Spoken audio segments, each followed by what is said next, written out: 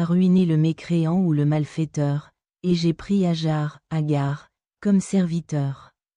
Abu Huraïra, en racontant ce hadith, avait l'habitude de dire: c'est ta mère, ô fils de l'eau du ciel. Cela signifie qu'elle est la mère des Arabes. Les ulémas ont expliqué que la raison pour laquelle Ibrahim, que la paix soit sur lui, appelait sa femme Sarah sa sœur était une méthode qu'ils utilisaient pour protéger leurs femmes face à des tyrans. Qui pourrait leur faire du mal?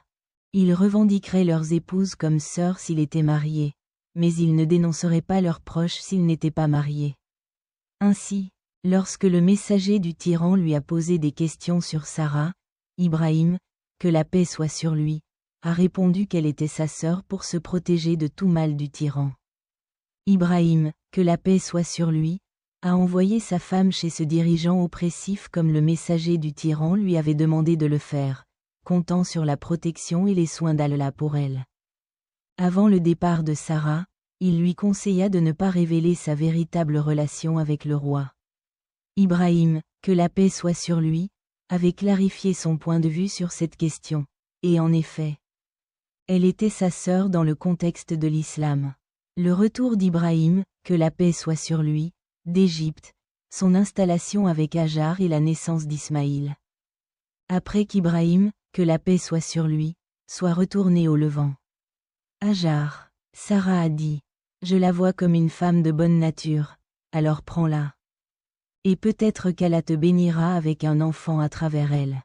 Cependant, Sarah elle était incapable de concevoir et même n'a pas eu d'enfant pour Ibrahim. Ibrahim avait prié Allah de lui accorder une progéniture juste. Soit sur eux deux. Al-Hakim, dans son livre Al-Mustadrak, a rapporté de Ka'ab bin Malik al-Ansari que le prophète Muhammad, que la paix soit sur lui, a dit: lorsque vous conquérez l'Égypte, traitez bien son peuple.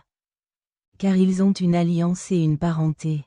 Muslim a rapporté du hadith d'Abu Tar que le prophète Muhammad, que la paix soit sur lui, a dit: en effet, vous conquérirez un pays où le kira est mentionné, une mesure de poids ou de monnaie. Alors, traitez bien ses habitants, car ils ont une alliance et une parenté. 1. L'histoire des nations et des rois par Al-Taban, vol. 1. p. 147, 123.